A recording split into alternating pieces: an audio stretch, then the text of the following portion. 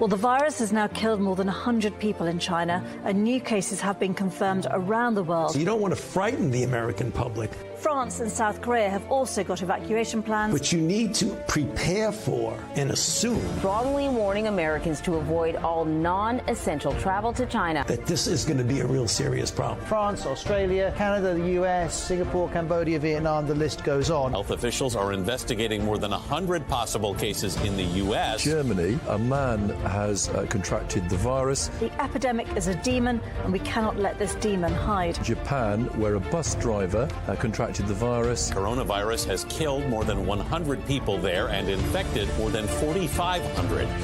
We have to prepare for the worst, always, because if you don't and the worst happens. War Room Pandemic. Here's your host, Stephen K. Bannon. I want to thank everyone who cares about my family. I didn't mention it before, but now it's the first time I want to tell people that. This is not the first time my mom and my other family member get arrested by the Chinese Communist Party. As I know, although I cut off most of connection with my family directly, this is the fourth time my mom, 63 years old teacher, got arrested by Chinese Communist Party. I'm the only child in my family. My mom has done nothing wrong.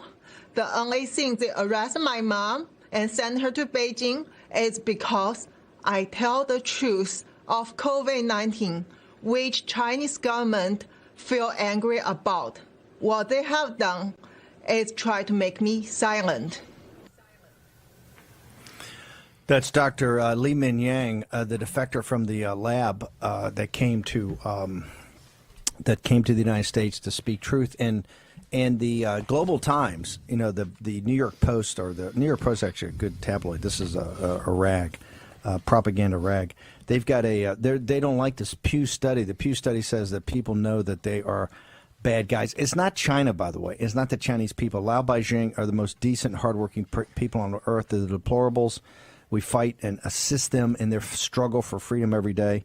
But they talk about Western public opinion cannot stop China's progress, happiness, right? The thing that's stopping China's progress and happiness is the Chinese Communist Party and the devils that run it. But they've got a great line in here. They talk about, you know, it's radical actions by the Trump administration, all this stuff throughout the world. It's because of Trump. But then they've got they're talking about specifically what Washington's doing. It says Washington has put forward a very absurd logic that China should be held accountable for COVID-19 pandemic. The anti-intellectual and anti-scientific sophistry is very suitable to the spread of populism. Thank you very much. You're connecting dots there, right? No, the populists are going to hold you accountable.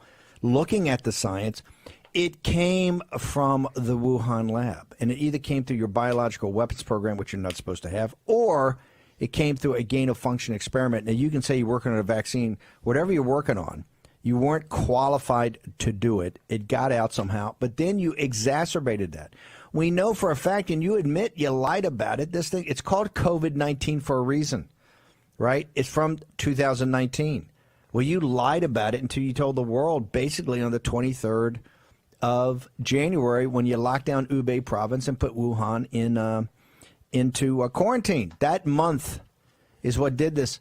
Southampton University said if you had just been honest, and Dr. Yan is a witness, as a fact witness. Her time, and forget the reports she's doing, all this brain analysis she's doing, walking through why it couldn't have come from your lies, why it couldn't have come from the wet market, of which you went in and shut down and hosed out all the data, right, all the evidence. It couldn't have come from a bat cave. She proves that in her brilliant papers, right?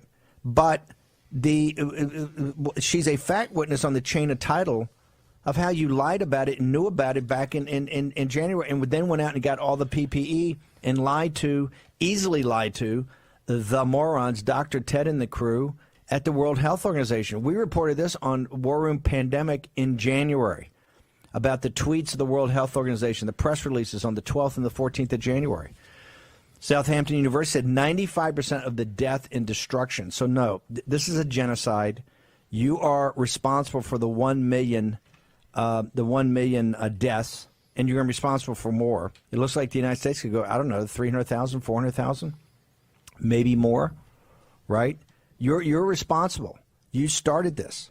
I think, and I would beseech the White House, as we've been doing, hold these guys accountable. You want to get the spotlight. Now CNN's trying to... President Trump did not cause the pandemic. Okay? President Trump's been taking action to try to stop the pandemic. You may not like all his actions, right? You might like Biden's, I want to stay in a cave, I want to put a mask on, and but Joe Biden can do that because Hunter took all the illegal cash from the Chinese, so Joe Biden's got a nice retirement off of Chinese money, and he's got Jill there every day to put the bib on and feed him Gerbers, right? He's got a gig, just sitting there being fed. He didn't have to go out and work, right? He doesn't have to go out into the world. I thought Dr. Yan's performance last night on Tucker Carlson was extraordinary. She's been very quiet, very stoic, as she basically revealed last night they've been after her parents. This is the reason, if you listen to the show, all of the names, we never show the faces. I think we showed one face one time of, I think it was Zach, but he was covered up and he just had the glasses on. And they're all nom de jures, right? Because the first thing they tell us is that the pressure comes from them rounding up our family and our friends and our colleagues. It's like the old way the Romans and the SS used to do it, right? You round up the village and say, hey, anybody that knew these guys at all, you're getting it. And they've taken it to another level, Steve. In the last year and a half, they promoted this program where they're taking DNA samples of every single male in China.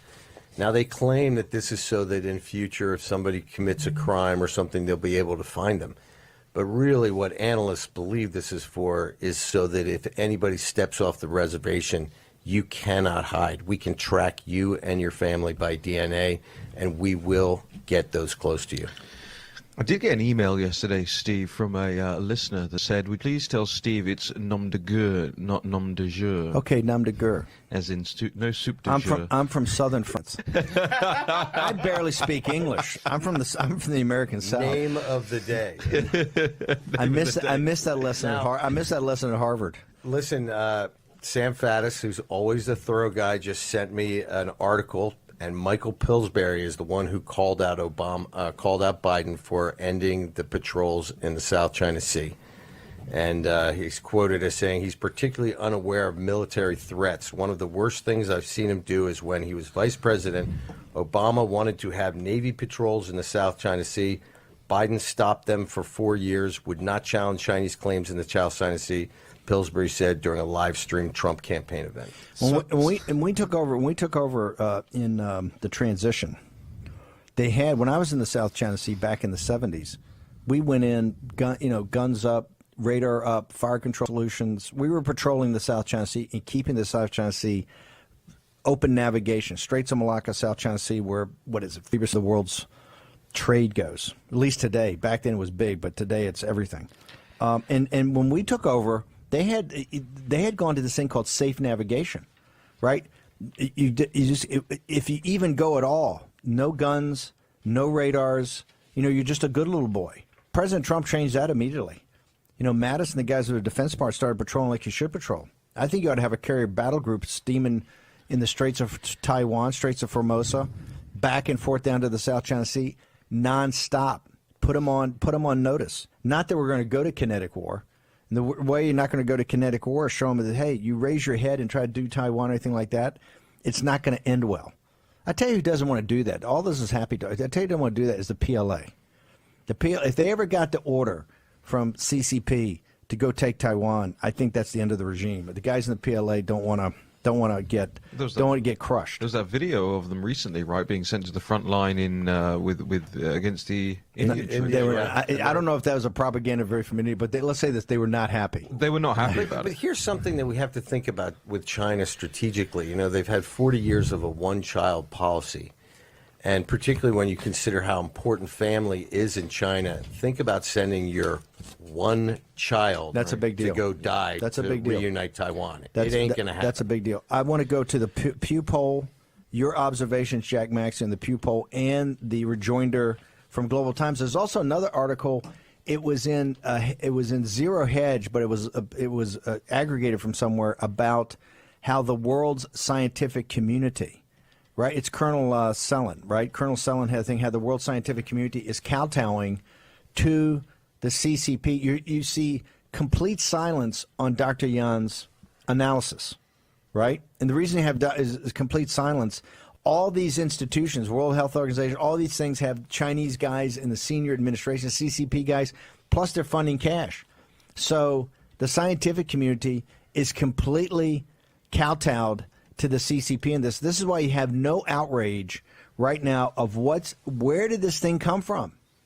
We admit there's a pandemic, CNN and MSNBC. Where did this thing come from? It's not a conspiracy. It came from China. We all know that, right? How did it come? Do they have a biological weapons program? Is it gain of function they shouldn't be doing?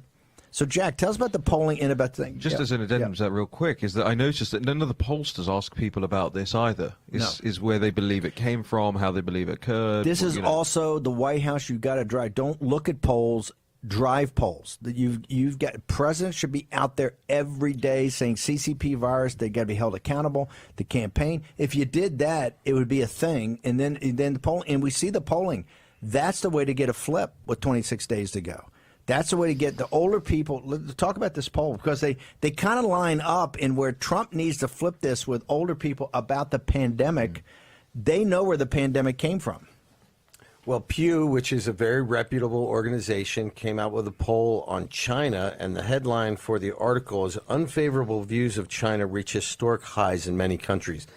Essentially, there is not a single Western country that has above a 50% approval for China, except for, and this is a little bit telling too, Spain and Italy are the only ones that are about 50%.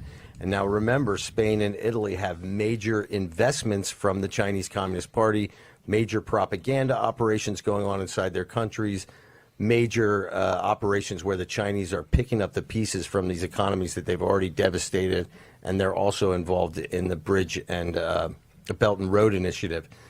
But what this tells me, Steve, is that the average person on planet Earth, the Lao Beijing, the deplorables of planet Earth, not the elites, who we all have recognized have sold us out, they don't trust China. They understand what is going on. And as we're going into this election season and we talk about China, when we think about those areas of this country that were most devastated by this Chinese virus, we look at urban minority communities, which definitely took it on the chin harder than the rest of the country. Donald Trump did not do that to you. The Chinese Communist Party did that to you people. Donald Trump is trying to protect you. And look who is trying to protect the communist Chinese. Joseph Biden and his foe and company running mate, Kamala Harris. No, this is and okay. So and then let me go. The Times gets the Global Times, which is the running dog. I get carried away, but I've got a quotation from the Global Times. Their response to this Pew thing, and this is one of the most outrageous things, and many of the outrageous things I've read from Global Times. They say, for instance, they talk about Washington has used Xinjiang and Hong Kong to foment a negative opinion of China. And they say what they have done, quote, with Xinjiang and Hong Kong issues are also typical examples. The situations there have gone out of control. A large number of civilians in Xinjiang died because of violent terrorist activities, and Hong Kong had found it difficult to function normally. China, as a result, was forced to take measures to restore order. This is like Adolf Hitler talking about Auschwitz because he was trying to get people off the streets, people. They were too out of control in the Warsaw Ghetto. Right? No, seriously, this is what they're saying. They were putting up too big a resistance in the Warsaw Ghetto. We were trying to kill them, so that's why we had to build concentration camps. I mean, it's absurd. The logic of these guys. Here's the point. For decades, remember, it worked. People were dumb enough. They never had anybody sit there and go CCP. And here's what they're so upset about us and the reason the show's so big in China. We've bifurcated China in the CCP. We've bifurcated the Chinese people in the CCP. We've bifurcated Lao Beijing in the CCP. This is not, we don't have a China problem. We have a Chinese Communist Party problem. They're just like the Nazis. They're just like the fascists. They're just like the Soviets. They are gangsters. They are evil. They must be destroyed. All next on War Room Pandemic. Stay tuned to get a free pan from Granite Stone. Stuck on eggs, burnt on batter. You can scrub and scrape, but you can't escape the nightmare of your sticky pans. Introducing the Granite Stone Pan, the all-new durable non-stick pan. No butter or oil needed. Watch, we melted down these sticky candies in Granite Stone, and it just doesn't stick. We cooked a half a dozen eggs, bacon, cheese, and tomato breakfast with no butter or oil, and it just doesn't stick. Look, caramels, chocolate, and cheese. Unreal for any other pan, but not for Granite Stone. It just doesn't stick. Granite Stone will be the last pan you'll ever need because it's pressed from a solid aluminum disc for even heat conduction, then coated 3 times with our durable Granite Stone finish. Granite Stone is metal utensil safe and won't scratch. And talk about non-stick. This salmon cooked skin side down with no added butter or oil just doesn't stick. This steak is perfectly seared, just like the pros. And because Granite Stone is oven rated to 500 degrees, we bake this upside down pan pizza to perfection, and it just doesn't stick. Fire Flambe Delicious Cherries Jubilee. Plus, it's PFOA free and 100% dishwasher safe. Call or go online to get your Granite Stone pan for the special TV discount price of just $19.99. Granite Stone is so durable it comes with a 10-year warranty. And with every order, you're going to get a Granite Stone single-serve egg pan absolutely free. It's the perfect size for personalized eggs, omelets, or frittatas that slide right out. It makes the best bacon, egg, and cheese sandwich quick. Yours absolutely free. We'll even ship your entire order free. That's right, free shipping. You get it all, an incredible value. Here's how to order.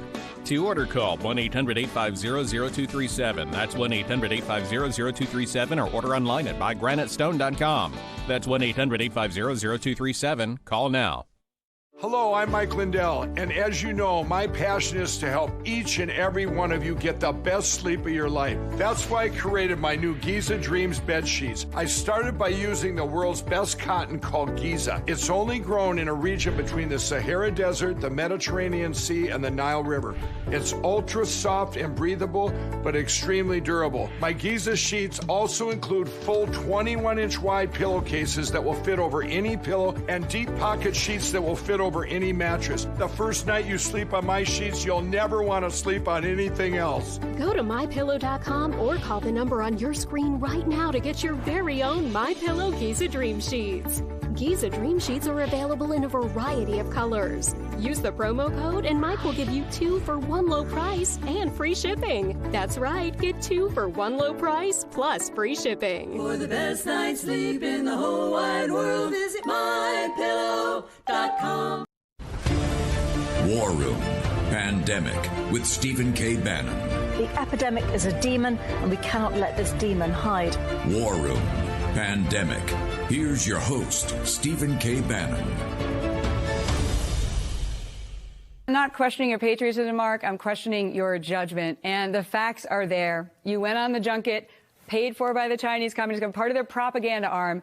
In 2003, while active duty Navy, 2004, 2005, you said it was the most meaningful thing you've done in your life. And then you chose, of all the things you could have selected, I think about what I would have taken to space with me, you chose the Chinese Communist banner to take to space with you. And then you later have multiple business relationships and ventures with companies that are affiliated with the Chinese government. Those facts are real. So people want a fighter who's going to stand up to China, then I'm your girl. I've been already doing that. They're actually threatening me personally. My mom's a little freaked out about that, but I'm your fighter for this threat. You want somebody who's in business relationship? I'm not questioning your patriotism. It's your judgment. Your business relationships put you in a place where you're weak on China. She just ought to do that every second of every day between now and November 3rd. If she's got a shot and she's behind, right? Not the greatest retail politician I think the people in Arizona ever met. But she lights up Mark Kelly, right? Active duty Navy, and he says the most meaningful thing. I mean, he's one of the guys, he's what we refer to as a useful idiot. Now, he's backing away, and now it's always been exposed. Oh, yeah, I never liked him, and, I'm a patriot and everything like that. That's a great line. She was well prepped. It's not your patriotism. It's your judgment, right? And him, as a Challenger guy taking the thing up in space, that's hammer time. We got to get McSally back on here. She just, every second of every day, wash, rinse, repeat. Wash, rinse, repeat. How are the McCain guys not going to come in? How's the Lincoln Project going to work against that? Where's the Lincoln Project stand on CCP? Pro. Haven't noticed. You neocons, you had his blood, Crystal, you guys blood and look, Crystal's got a son, I think, son's a Marine. Hat tip there. But hey guys, where do you stand on CCP? Right? And they got the Bannon line over at the Lincoln Project, the 4, 5, 6%. Hey, to me, it's a big deal. In Arizona, if you don't come together, and you got McSally right there, the defining aspect of the first half of this century is America's confrontation with the Chinese Communist Party. It just is. That's reality. That's geopolitical reality. We are the head of the Alliance of Liberty. Let's do it while we still head it, right? Because I'm not so sure we're going to be the Alliance of Liberty going forward. Because you got Marxists and communists all over this thing. And no, I'm not going Joe McCarthy on it. They brag about it. Antifa brags about it. Certain elements of Black Lives Matter brag about it. They're trained as Marxists. They're bragging about it. Woke capital. All you guys that kowtow to NBA and all that, I hope the NBA's ratings go to 0. Mark Cuban's a good guy. But he's so far off, and Ted Cruz called him out last night on Hannity. Hey, you like the Chinese money better. I hope the ratings in the NBA go to 0. It's a disgrace what the NBA has done regards to the Chinese Communist Party and kowtowing. I got to tell you, the NBA's ratings, I think, are the most revealing poll that we have this fall. Their ratings are in the porcelain bowl, as they say. But one thing that I got to go back to Kelly. They finally have equality with the WNBA. The ratings are the same. I saw that.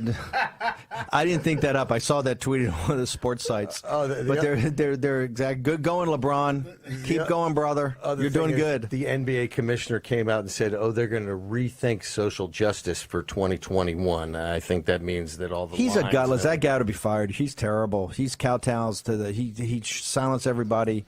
The one guy said something about Hong Kong. That guy's terrible. But I want to go back to something that McSally said about Kelly. Can we get his picture up? I want to make him disturbed me. NBA commissioner. This guy gets a go to space, right? He's carried by American spacecraft. He's representing the United States of America. And this guy has gone so far off the reservation that he's given the opportunity to carry something into space. And what does he do? He doesn't carry an American flag like many of us used to carry in our packs and stuff like that. He carries a red communist Chinese flag into space on one of our spaceships. Dude, you're a naval aviator. Why aren't you carrying something from the Battle of Midway? Why aren't we carrying something from Coral Sea? Why aren't we carrying something from the first Barbary War, right? Taking on the Barbary pirates. You're a naval officer. What about naval tradition? Hey, I don't even care. Take some with Horatio Nelson. The guys we took over from the Royal Navy. Take a copy of that Hamilton woman. Do anything but take something from the CCP. You remember that kid at the military academy a few years ago when they're having graduation? He opens up his shirt and he's got on a Che Guevara T-shirt, and then inside his cover he's written "Communists will win." And this guy gets... That was the military academy. Right, and this guy gets pulled out eventually. But think about it. Why do we have a guy like that in our military academies? You know why? Because we got a guy like Kelly in a leadership position. Leadership is top down. Kelly is, to me, emblematic of the sickness in the higher ranks of our military. I want to go to... the deplorables. It's very simple. For this all to continue, the confrontation with the Chinese Communist Party, the assisting of the freedom of Lao Beijing as they search for freedom, the defining moment of the fourth turning in our country's history, like the Revolution, the Civil War, and World War II, the war against the fascists, right? The Great Depression, World War II. This is the fourth turning. For victory, got to win on November 3rd. What are you doing today? Dig down deep. What are you doing? Are you pushing content out? Are you getting people to sign up for our YouTube channel? Are you going on and giving a review on the podcast? Are you going to National Pulse? You're going to Revolver? You're going to Canon 212? You're going to all the great evangelical and Christian sites, or are you going to Citizens Free Press? You got Kane, who's fabulous. You got Frank Walter, who's amazing. You've got Darren Beatty, the guys at Revolver. You've got all these sites are springing up. Are you giving them their patronage? And you don't have to write a check. Just go. The way the system's set up, they'll get paid somehow. Do advertising. Just go and give them traffic. Get everything. That's step one. Step two, get out. What are you doing? Are you working a phone bank? I was so honored the other day to speak to one of the young Republican Federation. I think it was the Metropolitan. They start off the evening by saying, hey, we've already knocked on 10 million doors. Or for what are you doing? When you look in the mirror every day, how can you answer? What have I done? Also, have you signed up to be an election official? Have you signed up to be a poll watcher? Right? Are you doing everything you can do right now to get low propensity voters? We don't need the engaged. We got you guys and all your friends. We know you're engaged, you're on it, you go to the sites, you do this, you watch Fox, you watch One America, you're following Jack Posobiec. We need those people in your life, right? In your life. And I think it's too late to yesterday, Florida shut down on Friday. Of course, they stayed up another day. What are you doing? What are you doing to get low propensity people out? This is the deplorables election. This is not persuasion. This is mobilization. This means everybody's got to turn to. Same thing was in 18, and guess what? You didn't show up. That's why you lost the House of Representatives. I was on that for months and months and months and months and months on TV, and everybody told me, well, Trump's not on the ballot. I said, oh, yeah, he is. I think he is. It's called a referendum. Trump's not on the ballot. Yeah, he is. Trump's not on the ballot. Okay, he's on the ballot this time. This is what I want to have. Make sure that at 11 o'clock p.m. East Coast time, I think we'll be in Eastern Standard Time by then. Yeah, we're already going through. The 30th is one, a couple of days before Halloween is when we shift the clocks. So it'll be Eastern Standard Time, 11 p.m. No tears, no whining. No tears, no whining. When you lose your republic, when you look to Lao Beijing, I want to, all these people come on here, they're being persecuted in China. All these people, Dr. Yan and all these people being persecuted in China that look to us as the leaders of the free world and the leaders of the Alliance of Liberty, right? When they look at you, when you look in the mirror, say, hey, I was on watch when Franklin's warning he gave us on the steps of Constitution Hall, 235 years ago, 240 years ago, 238 years ago? He gave us the warning, a republic if you can keep it. Okay? Because what their plan is not a republic. They like the model. This is signal, not noise. They like the model of the CCP. Friedman, those guys talked about it for years. Now, they're going to put a happy face on it. But they like the authoritarian model. That's where the consolidation of power, and the White House has got to stop playing footsie with the tech oligarchs. They are not your friends. They're not your buddies. Finally, glad you got the H-1B visas at least somewhat sorted out. They're not your friends. They're not your buddies. They're not here to help. They're here to shut you down, okay? They want the consolidation of power. They want a handful of media companies. They want a handful of tech companies. They want a handful of all these companies, finance companies, super mega banks. Why? Because then that's state capitalism. They like the state capitalism model. They dig it, right? That's where this is going to. Right now, you can't just assume the leadership's, you got a decapitated command center, right? Bomber command's not going to be able to send signals. You just got to ride to the sound of the guns, but that's where this thing's going to be won or not. Yes, sir. We also have a command structure. If anything we've learned through this pandemic is that it's not the corner store that gets to stay open. It's Costco that gets to stay open. It's not the mom and pop grocery store. 100%. It's Walmart. So we're already watching what they have in store for us, and guess what? It leaves the average American behind. It puts you in a position of being a slave to the major corporations. They do not want the opportunity that has made this country great. They did not traumatize. They're smart people. They did not traumatize their party because it just happened. They wanted them afraid. They wanted them afraid. They want you to fear. At least the most powerful thing Trump said is JP2 and our Lord and Savior Jesus Christ. Be not afraid. Okay? What did Churchill say? courage, because is the most powerful of all virtues, because it is upon courage that all the others rest. I'm going to give you the 7 pillars of wisdom when we come back on War Room Pandemic. Uh-oh, there you go. Slow slicing fruits, veggies, and those stingy onions that bring you to tears. But not anymore. Introducing NutriChopper, the compact handheld speed slicer that cuts up to 10 times quicker than a knife. Watch. You can have 1 slice or 10 perfect slices at once. Amazing! You can just julienne, or you can bundle slice julienne sticks at lightning speed. With NutriChopper, you can slice the entire onion or mince a mound of onions and never have time for tears. Why slice a single apple wedge when you can wedge it all in one snap? NutriChopper comes with the razor-sharp interchangeable stainless steel blades you need to make all of the cuts you want, and all incredibly quick. Chop thick slices, chop thin slices, chop cubes, chop sticks, and wedge whole fruits and vegetables in just 1 second. Slice it and cook it right in the pan, right on your stove. Chop and slice right into the pot for a family-sized stew with no mess. Snap and slice a fruit salad for the kids right into the bowl in seconds. Slice up a healthy salad for a quick and easy meal on the go. Cube meats and cheeses quick, in a snap. And NutriChopper comes with a perfect portion container and fresh-keeping lid so you can slice it, seal it, and store it all in one. To clean, simply rinse or rack it in the dishwasher. Then lock it to store it safely in a drawer. And now the NutriChopper with the thin slice, thick slice, wedge, and cube blades, and the slice and store container and lid, a value of over $40, is yours for just $19.99.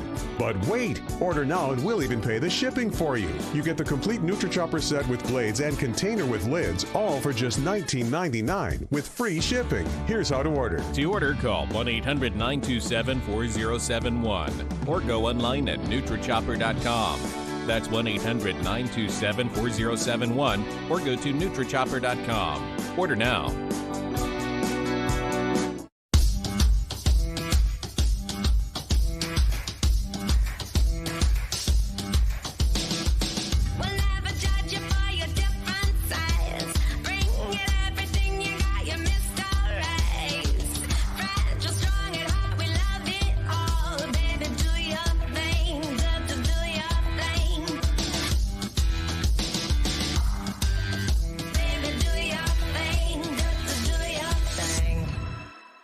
Jim and Joanne are here to pick up the same prescription. They both know the system is not on their side. They both know drug costs are out of control. But one of them is taking back control with GoodRx. Next. So while he's paying that much, even with his insurance, she's paying this much just by using GoodRx. Use GoodRx to compare prices at pharmacies in your area and stop paying too much for your prescriptions. Download the free app today and take back control. War Room Pandemic with Stephen K. Bannon. The epidemic is a demon, and we cannot let this demon hide. War Room Pandemic. Here's your host, Stephen K. Bannon. You know, I think I stopped drinking. It was like 25 years ago, right? And one day I just decided, hey, you know what? I was putting on a bunch of weight, which is probably 30 pounds less than I am today. So I said, I was living in London at the time, coming back to coach my daughter, Maureen Bannon, on her basketball team back in Manhattan Beach, California. But just decided to stop one day. I think it was 25 years ago. But sitting next to Raheem Kassam this morning in the War Room, can you wear a mask next time? First off, you can't be infected. You can't be infected. Everything would be killed by that. It's like a distillery. That's what I was doing last night. It's like a distillery. Trying a new. It's a new cocktail, therapeutic. Okay, therapeutic. It's called Moscow Mule. It's great. It's called a what? A Moscow Mule. What's a Moscow Mule? You don't know what Moscow Mule is? Ginger beer and vodka. Okay. Yeah, it's pretty good. Ginger beer and vodka. Oh yeah. I saw it was Tommy Lee. Tommy Lee said the other day I saw he was drinking two quarts of vodka. That can't be He real. said 2 gallons. I was like, was it me? He said 2 that's gallons. impossible. Right. Impossible. I think that was hyperbole. You'd be dead. I got plenty to say, by the way. Go ahead. I want to start. I want to start with the poem. Do we have the shout out? Do we have this teed up yet in Denver? Still loading. I think is Denver want to play because he's on another channel or something? Let's play it. Let's play it. It's still learning. Is it still? I'm telling you. Do we have the it? editor-in-chief is Raheem Kassam, who is terrific. A new poll from the Democracy Institute and the Sunday Express reveals that the election would look like if pollsters didn't routinely weight their samples heavily in favor of Democrats. Donald Trump comes out ahead by 1 point. As reported by the National Pulse editor-in-chief, Raheem Kassam, pollsters routinely created a weighted sample that overrepresents Democrats in order to create a false impression the Republican candidates are trailing. The latest Biden-Trump head-to-head. That would be the great one, Mark Levin, who was really, Hannity's the first to admit, was the brains of the operation for Hannity, I think, for 10 years behind the scenes. The great one, Mark Levin, and now a major media personage, and also the first guest on my show ever. I gotta say. What did he tell you, Steve? No. Levin's fabulous. The great one. Giving a shout out to National Pulse and that great story. Let's give him something else to give a shout out. But talk about the Economist poll. The Economist, which is the trade rag for the party of Davos. This is very large and came out this morning. It's 325 odd pages in total, about 320. So tell the audience, walk them through, when you get these polls as a professional and you see they got 300, what type of data, what are they giving you on this, layer after layer after layer? What are they telling you and what are you searching for? Just so people can see what what I'm scrolling through here I think the camera can pick that up. Just endless reams of data, right? So you really got to know what you're looking for. I used to never understand polling. I used to never understand how it worked or what all these crosstabs were and the numbers. You just do it enough, and it kind of comes second nature to you. After Nigel lost enough races for the Parliament, then he brought me on board and I fixed it. For Commons, then Raheem had to get serious, and they won Brexit. So you got the big one, okay? You got the big, and you got that right. I mean, can you imagine if Raheem Kassam was telling me? By the way, we were so cocky and confident, we could feel it, everything like that. But it was Raheem, just like in 2016 with Trump. It was Raheem saying saying, "Hey, we got this. This thing's cutting our way." When everybody. I mean, you guys were dismissed. They were saying, no, the polling says it's going to be a blowout, it's going to be a landslide. Well, so here's the really interesting thing about this is that polling just cannot tell you everything. It can barely tell you anything, quite frankly. And on the morning when we woke up, on Brexit Day in the morning, I spoke to you, Steve, and I was not happy because I had slept on the polling, right? I had the polling in my head in that morning. And so I wasn't happy. There's actually a picture of me and Nigel together at his local pub having a cup of tea in that morning. He was going to go out campaigning. He had just voted himself. And I spoke to you. I said, I'm not sure about this. And as the day went on, it wasn't the polling and the changes in that. You know what it was? It was the weather. It was the weather that made me realize that we were going to win because there was a massive rainstorm in London and in London only. So only where the metropolitan liberal elite were going out to vote were they given a reason to not go out and vote, i.e. a rainstorm. The rest of the country was glorious sunshine. You want to talk about divine intervention. So look, we'll do something. Is this breaking news? Rasmussen just put up a poll. It's got Trump down 12. Rasmussen poll, 52-47. Not to rain on your parade. Isn't Rasmussen the... What has Jack Maxey got to say that? Let's go to the Economist poll. Let's go to this. Is that a bombshell right there? Is this the Rasmussen poll that's always had us close? Every time I start to get a little afraid, I just go back to the same date in 2016 and ask to see the polling for that date, and you'll see Hillary Clinton ahead anywhere from 13 to 16 points. Not on Rasmussen. I did just check that out. I did just say polling can barely tell you anything. Yeah. But this is the breaking news. Looks like Rasmussen's polls got Biden. Here's the other bad indicator. Biden's got a lot of fives in front of it, right? A lot of these polls got Biden at 50, 51, 52. That trend is not helpful.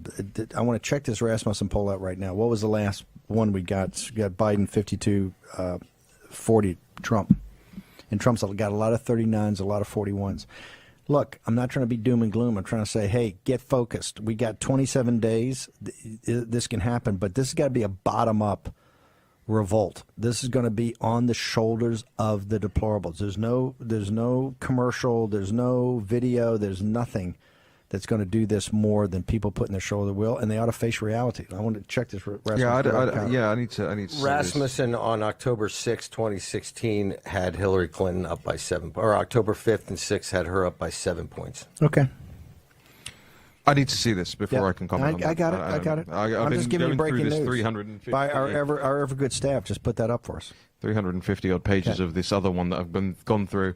And there are a couple of interesting pullouts. Firstly, the Midwest thinks Trump won the first debate, but it's the only part of the country that thinks Trump won the first debate. It's a good place in the country to Which think is that. actually very important because the polls that they pulled over the weekend were claiming that Trump was losing rural voters. Right. Nonsense. Right. Midwest. Well, yeah, I mean, that's why I pulled that out. I do find it interesting.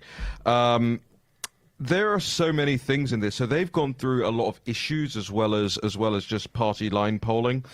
So Biden actually is not thought of very favorably when it comes to handling the pandemic. So there may be an opening there as a point of attack for the vice president tonight against Kamala Harris and raising just how actually weak a lot of the country thinks Joe Biden is. 36% saying he's very weak, 18% saying he's somewhat weak.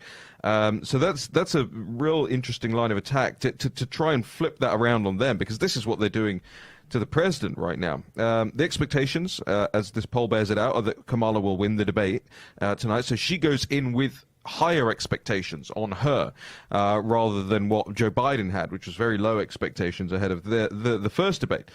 Now, nearly 20% of people who are polled say they're not sure their vote will be accurately counted at this election, which I think is a fascinating data point. It shows you just how so many, one in five people don't have confidence in the outcome of the election and their vote being counted correctly. And then people actually said, the majority of people said they're not concerned with the government function, with general government function suffering because of the pandemic, because the president has the virus and a lot of his team. So I thought that was all very interesting, and it led me to thinking. I know a lot of the live stream thought I was taking a snooze. I was thinking. It made me think about what are the attack lines tonight for the vice president. Now, there's a lot of noise out there. I went through all the New York Times and everything. And there's not a whole lot of interesting information about the debates. Before you get to the debates, I want to go back to Economist. Yeah. As you see it, where are the avenues for the counterattack? You know, Brother Maxey said earlier, in a fight, start punching back. So give me the verticals. Where do you see the path to victory here, as you see the Economist poll? Oh, I definitely think there's a lot of lines of attack on especially the stimulus. I think the vice president can turn that right on Kamala tonight, by the way, and ask why Pelosi. Go through the line items, by the way. Go through the whole budget and turn that around. I think there's a lot of people out there who are interested in that. There's not a lot of optimism I've noticed in this, especially with younger voters. They are very, very pessimistic about the future of the country. So if the theory goes that Biden and Kamala are the young person's candidates and they think they're going to win, then why are they pessimistic? And there's something in that. I'm not quite sure what the line is yet, but there is something there. People don't like these guys. They don't like the ticket, the Democrat ticket. And so there's plenty of avenue for opportunity there. I also think that the strength of the president is something that needs to be played up. His personal strength, they should pivot the entire time and say, hey, Biden just wants to keep the country shut down. Give me your plan. Every question, they should just pivot back and punch on that. You don't tell me your plan, Kamala. You're the one that flew back for the pre-buttal. Mask and a testing program is not a plan. It's maybe part, but give us your plan. Tell us how you're going to open up the economy. Punch on that. Well, so 5 things that came to mind for me. The number one, the CCP virus. Got to get into that. Yeah. Got to ask Kamala head on. Do you think the Chinese Communist Party is responsible for this? And what is your plan of action to hold them to account? Because your ticket mate did everything to empower them, right? So number one. Number two, take Kamala to task over what she has said about Joe Biden and throw her words from very recently back in her face. Number three, I think there's a lot to come out of the riots and crime and Antifa and law and order. They need the Trump base wants to hear that. And if this is about getting your base to turn up on election day, you've got to talk about that. I think an interesting line of attack may be churches as well. Ask Kamala if she believes that if people could be flying all over the place, wearing their masks on the planes, not distanced at all, why she still believes that churches can't be open.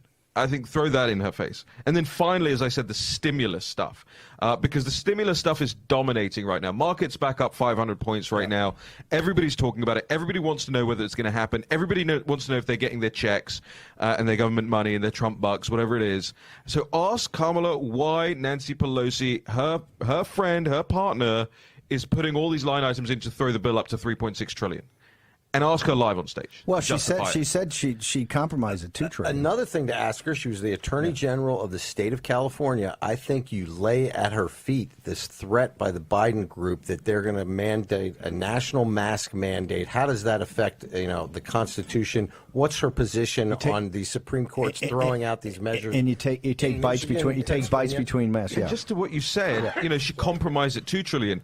Okay, so she's basically admitting this is not a billion we're talking about. It's not 5 billion. It's not 10 billion compromise. She's admitting that $1.6 trillion were compromisable in her plan. Okay, so Mark Kelly, we're going to get to all. Mark Kelly failed as a naval officer to talk about Coral Sea or Midway when he went up in space, took a Chinese Communist Party flag. But in 7 October of 1571, there was a very famous naval battle that changed the history of the West. And we're going to have in the next segment a very, very special guest, very honored. We're huge fans of David Horowitz and everything David Horowitz does at the Freedom Center.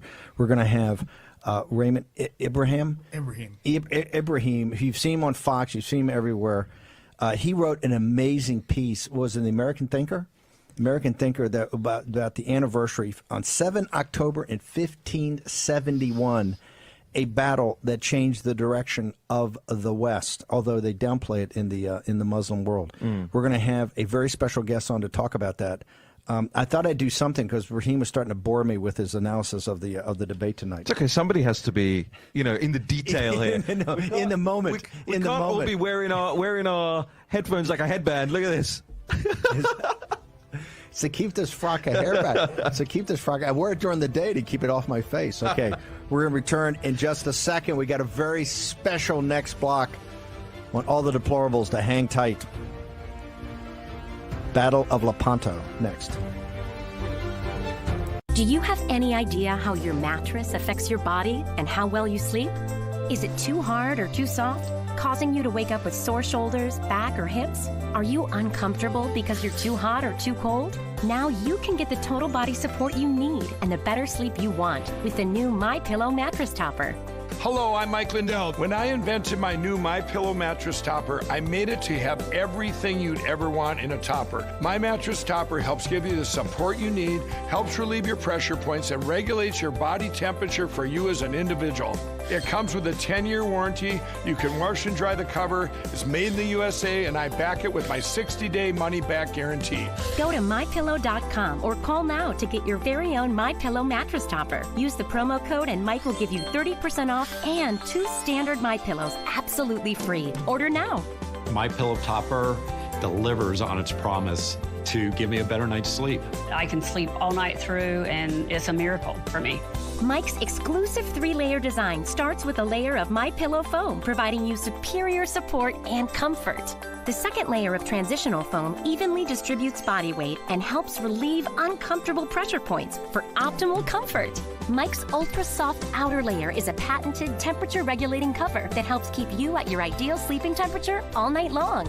Unlike other sleep systems costing thousands, the MyPillow mattress topper takes comfort to a whole new level without any wires, remotes, or moving parts.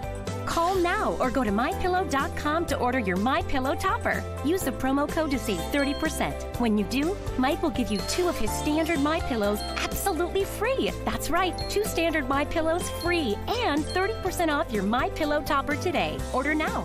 I personally guarantee it's going to change your bed into the most comfortable bed you'll ever own. For the best night's sleep in the whole wide world, visit MyPillow.com. Hello, I'm Mike Lindell, and I'm here to tell you about my new product from MyPillow. Towels that actually work. Watch this absorbency test. Here's another towel that we randomly went out and bought. Here's one of my towels with the nice design. I don't know if you can see this, but you could line a swimming pool with this. I mean, this is crazy. Get rid of it. Towels that actually work. What a concept. I really love the towels. They're really great. They're super absorbent. Go to MyPillow.com or call the number on your screen right now. The new MyPillow towels are exclusively made with 100% USA combed cotton with proprietary technology and with maximum absorbency. They dry you faster and are guaranteed to work. And listen to this. Use the promo code on your screen and Mike will include a second full towel set with bath towel, hand towel, and washcloth absolutely free. That's 2 MyPillow towel sets for the price of 1 in your choice of color. I personally guarantee they're going to be the best towels you'll ever own. Order now. War Room Pandemic with Stephen K. Bannon. The epidemic is a demon, and we cannot let this demon hide.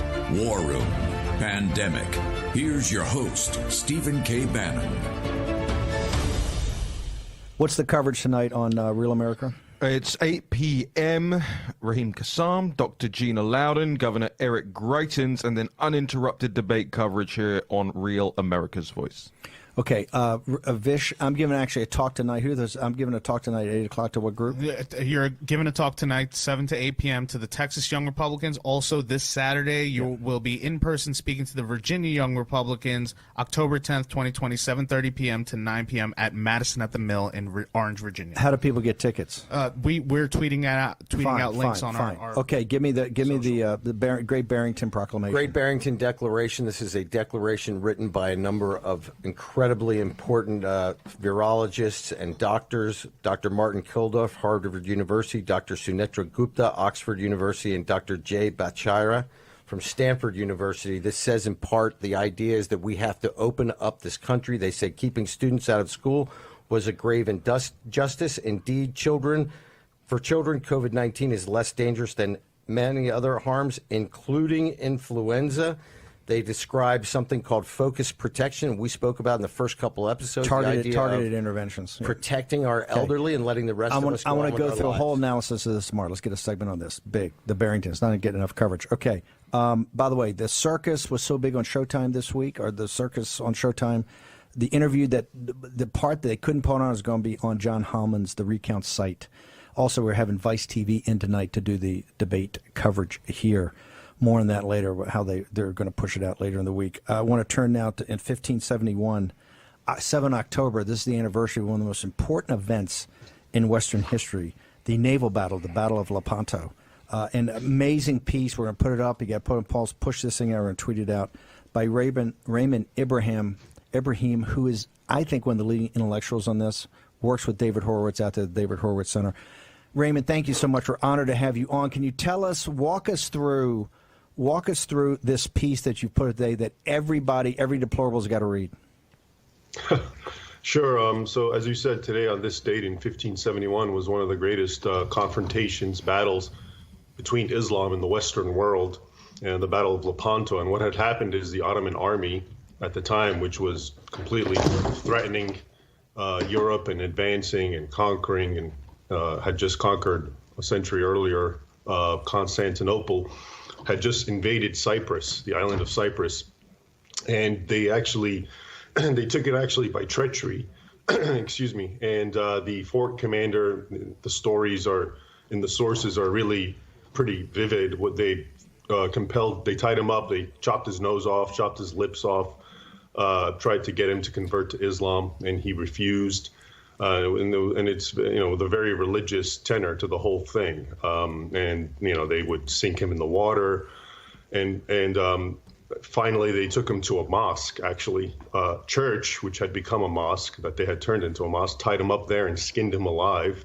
And it was during that time that all these maritime states, Catholic states, essentially led mostly by Spain, had created a coalition, Holy League, that was coming to try to relieve Cyprus. And they had a massive confrontation, massive battle on today's date by sea with something like 150,000 men and 300 ships.